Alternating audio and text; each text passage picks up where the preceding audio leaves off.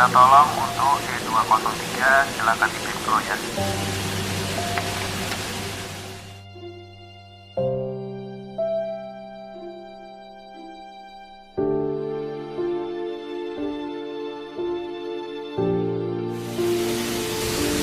Oi, stop! Perancai ini masih merah taggingnya.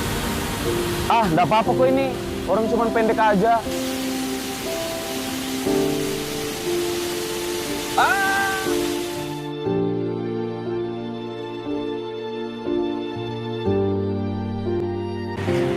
Inilah aku sekarang, seorang karyawan dengan tongkat yang selalu menemanimu.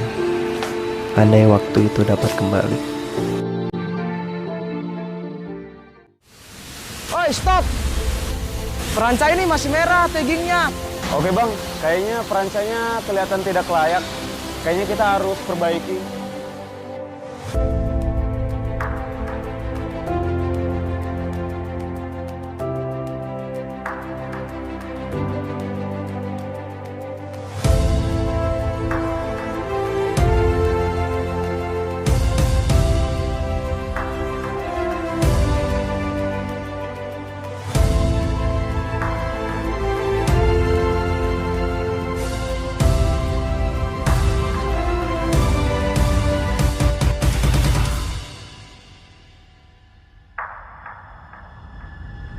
Insiden dapat terjadi dimanapun dan kapanpun kita bekerja. Maka hal utama yang perlu diutamakan adalah keselamatan dalam bekerja. Safety start with you.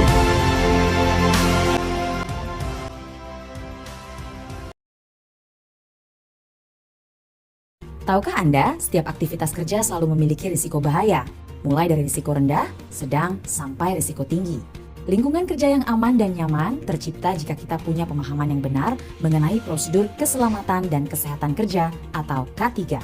Pemahaman terhadap K3 tersebut sangatlah penting agar kita memahami bahwa di dalam setiap pekerjaan ada tahapan manajemen risiko.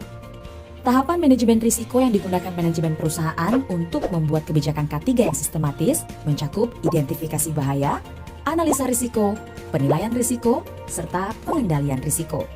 Monitoring dan review juga dilakukan secara berkala pada setiap tahapan untuk memberi masukan kepada manajemen dalam upaya melakukan perbaikan berkelanjutan.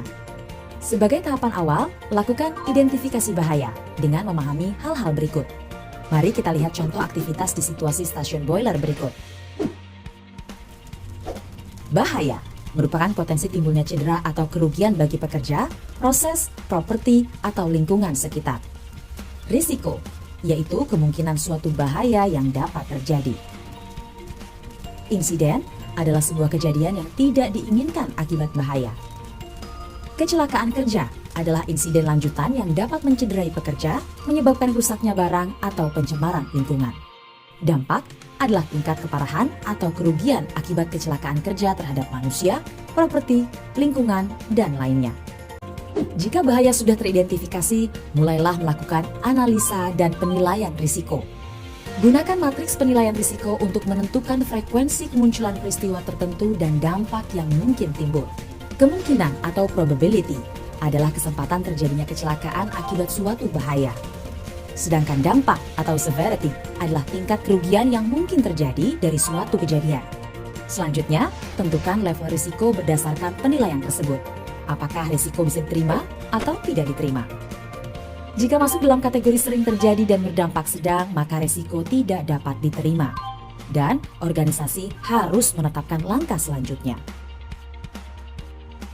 Berlanjut ke tahap selanjutnya, sebuah program kerja yang sistematis menerapkan pengendalian risiko secara bertahap, yang meliputi eliminasi, substitusi, rekayasa teknik, administratif, dan alat pelindung diri atau APD.